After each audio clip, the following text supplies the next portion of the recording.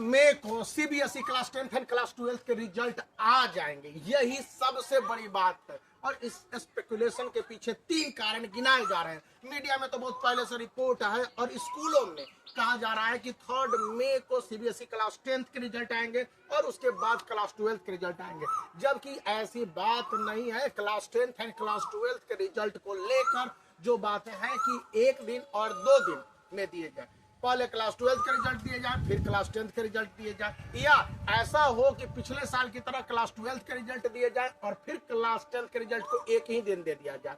इसके पीछे की वजह है कि क्यों 3 मई को रिजल्ट आने के स्पेकुलेशन है। मैं बार बार एक शब्द स्पेकुलेशन यानी कि कह लीजिए कि इल्यूजन की बातें बता रहा हूँ। सीबीएसई ने देश भर के जितने भी हेड एग्जामिनर रहे हैं और सीएनएफ रहे हैं, खास करके सीएनएफ की मीटिंग बुलाई हुई है और वह 3 मई को ही है। स्कूलों को बाकायदा इंफॉर्मेशन दे दिया गया है कि 3 मई जो कि फ्राइडे है और 4 मई सैटरडे है, तो 3 मई को यह स्पेकुलेशन है तो 4 मई को रिजल्ट चले आएंगे। 5 मई को नीट का एग्जामिनेशन है और इसलिए ये रिजल्ट आने की संभावना 3 या 4 मई को ऐसी संभावनाएं जाहिर करना कम से कम अभी के समय में बेवकूफी है। कारण आप समझिए कि मैंने टर्म यूज किया बेवकूफी, इसके पीछे की क्या वजह है। यदि किसी स्कूल में 5 मई को संडे को नीट का एग्जामिनेशन है तो वो सैटरडे को अपना स्कूल क्लोज रखेगा क्योंकि सीटिंग अरेंजमेंट और बाकी सारे प्लानिंग करने होते हैं, या हाफ डे होंगे, तो उस कंडीशन में सैटरडे कंप्लीटली एंगेज रहेगा। 3 मई इसलिए स्पेकुलेटेड है क्योंकि class 10th and class 12th के रिजल्ट को लेकर सीएनएफ की जो सबसे बड़ी मीटिंग है देश भर में सभी रीजनल ऑफिस के द्वारा कराई जा रही है, तो ये बात उठती है और इस बात में दम भी है।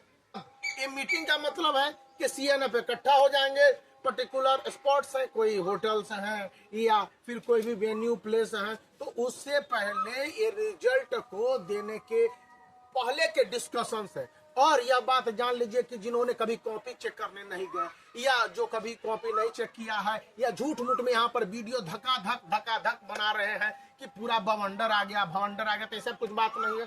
यह केवल एग्जाम के रिजल्ट अनाउंसमेंट से पहले स्कूलों के प्रिंसिपल जहां पर की कॉपी चेक हुए, चीफ नोडल ऑफिसर्स और बहुत जगह पर हेड एग्जामिनर को बुलाया गया है कि रिजल्ट में अगर गड़बड़ियां आती हैं तो उस समय क्या किए जा सकते हैं। अभी पूरी तरह से सिस्टम इलेक्शन को लेकर इंगेज्ड है, तो उस इंगेज्ड सिस्टम में क्या किया जा सकता है और क्या नहीं किया जा सकता है। आखिर कुछ तो प्रोविजंस बने होंगे या कुछ तो ऐसे सिस्टम डेवलप किए जाने हैं। तो यहाँ पर यह बातें बोली गई हैं कि स्टूडेंट अगर असंतुष्ट होते हैं और स्कूल आते हैं तो उन्हें किसी तरह से बात करके कन्विंस किया जाए। दूसरी बात है कि ऑनलाइन रिजल्ट निकलने के साथ ही स्टूडेंट के लिए रिड्रेसल मैकेनिज्म सिस्टम भी डेवलप किया जाएगा।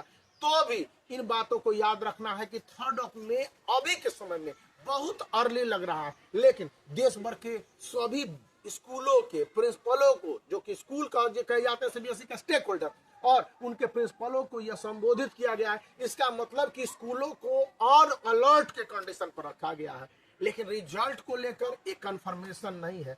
तो आखिर रिजल्ट में कौन सी बातें होनी है और क्या कुछ नहीं होने हैं, इसको लेकर अभी लेट नाइट जो इन्फॉर्मेशन मिलते हैं मैं बताऊंगा। मेरी बात एज हेड एग्जामिनर है और उसके बाद जो भी क्लास 12th की कॉपी चेकिंग हुई है उस हिसाब से है और इसमें कोई अन्य बातें नहीं बताई गई हैं, तो इन बातों को ध्यान रखेंगे। क्लास 10 के स्टूडेंट जो 2025 के जो सेपरेटेड 2 बोर्ड एग्जामिनेशन होने की संभावनाओं के बीच एग्जामिनेशन देने जा रहे हैं, उनके लिए सॉल्व ईयर 10 ईयर्स है, वो आपके लिए अवेलेबल है, जिसका लिंक इस वीडियो के डिस्क्रिप्शन में। ये ट्रेनिंग इसलिए उपयोगी है कि पिछले 10 सालों के बोर्ड में आए डिफरेंट सेट के क्वेश्चन पेपर सीबीएसई के द्वारा उसके मार्किंग स्कीम और कैसे आंसर सही ढंग से प्रेजेंट करने हैं वो यहाँ पर दिया गया है। तो आप इसको लाइक कर सकते हैं, चैनल को शेयर कर सकते हैं, सब्सक्राइब करना याद रखें।